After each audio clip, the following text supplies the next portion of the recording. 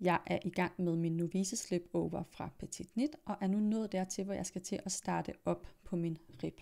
Det vil sige, at jeg er færdig med hele det her stykke glatstrik, hvor vi bare har strikket rundt og rundt og rundt i retmasker. Jeg er ved omgangens start, og når jeg starter på den her rib, så vil jeg gerne et halvt nummer ned i pind. Jeg har strikket på pind 5, så jeg har fundet en pind 4,5 klar her til at strikke mine masker hen på, sådan så at jeg kommer et halvt nummer ned i pind. Jeg tager fat i den nye pind her, og så flytter jeg lige den her, for den falder alligevel af lige om lidt. Og så strikker jeg simpelthen mine masker hen på den lidt mindre pind her. Og når vi strikker rib, så strikker vi en ret, en vrang. Jeg strikker den første maske ret, og den næste vrang. Og sådan fortsætter jeg altså bare i en ret, en vrang med at strikke mine masker hen på den her lidt mindre pind. Nu ved jeg ikke, hvor god du er til at genkende dit maskebillede, altså kende forskel på, om du har strikket ret eller vrang på den her pind, hvor vi starter vores rib op. Jeg kan i hvert fald huske, at da jeg startede med at strikke, så blev jeg nødt til at sidde og sådan sige højt, sådan en ret, en vrang, en ret. Og hvis jeg så røg ud af den, og ikke kunne huske, hvad jeg lige havde sagt, så kunne jeg ikke se på mit arbejde, hvad jeg havde strikket. Så jeg tænkte på, at vi lige skulle prøve at kigge på mit arbejde her. Og hvis vi så ser her, så har jeg selvfølgelig den maske, der sidder her på pinden.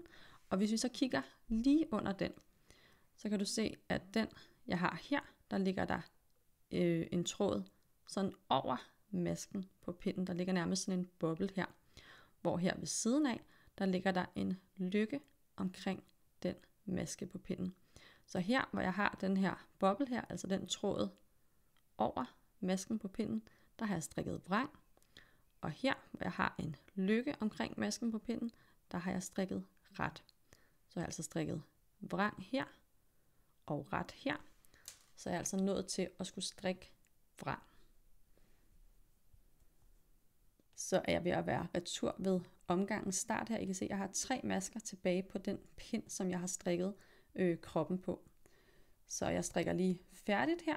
Og så har jeg altså alle masker på den nye, lidt mindre pind her. Så den her, den lægger jeg væk, og så strikker jeg videre på den rundpind, jeg lige har strikket alle maskerne hen på. Jeg skal lige huske at sætte min markør ind igen, så jeg har styr på min omgangsstart. Og så fortsætter jeg altså bare rundt her i en ret, en vrang, indtil at min rib har den længde, jeg gerne vil have. Og når jeg så har gjort det, så lukker vi lige af sammen.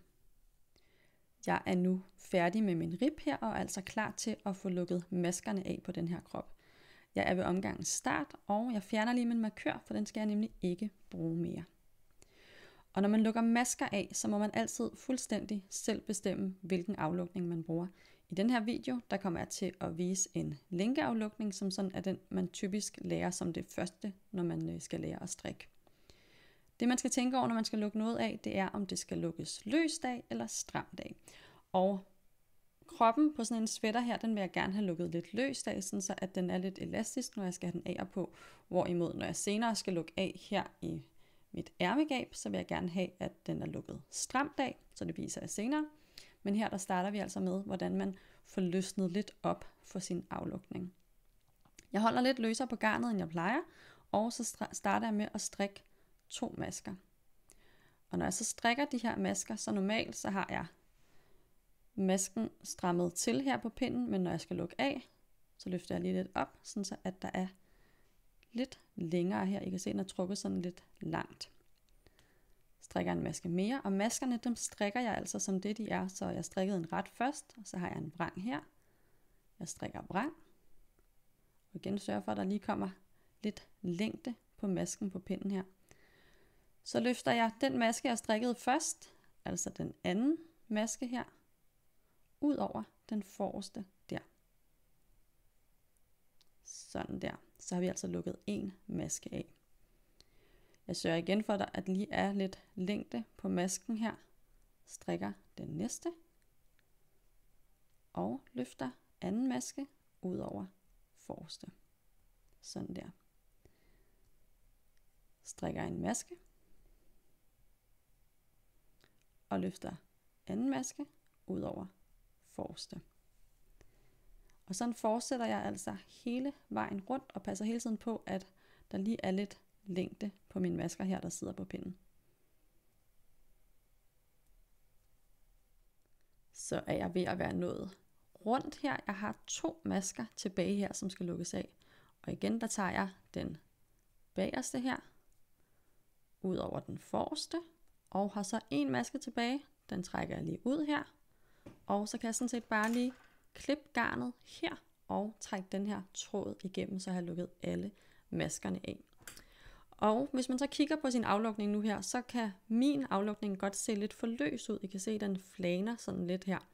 Og det er simpelthen fordi, at når en rib den er nystrikket, så er den sådan helt trukket sammen. I kan se, man kan faktisk kun se retmaskerne i den her rib. Lige så snart den bliver vasket, så vil den åbne sig op. Så hvis man skal tjekke, om ens aflukning er blevet for løs, så skal man altså lige åbne sin rib op en gang. Sådan her, som den bliver, når den er blevet vasket, hvor man også kan se vrangmaskerne. Og så kan I se, at min aflukning, den ser